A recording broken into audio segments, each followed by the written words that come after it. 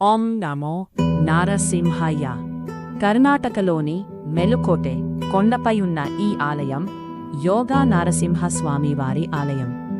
యోగా నరసింహ అంటే ధ్యాన స్థితిలో ఉన్న నరసింహస్వామి.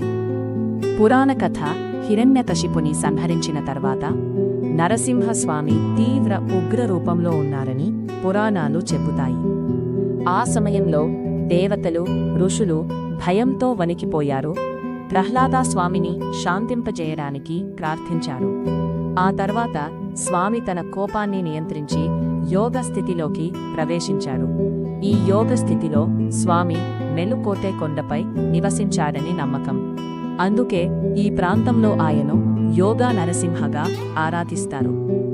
మెలుకోటె ప్రత్యేకత, ఈ కొండను యాదవగిరి అని కూడా పిలుస్తారు. ఆలయం ఉన్న ప్రదేశం ఎంతో ప్రశాంతంగా ఉంటుంది.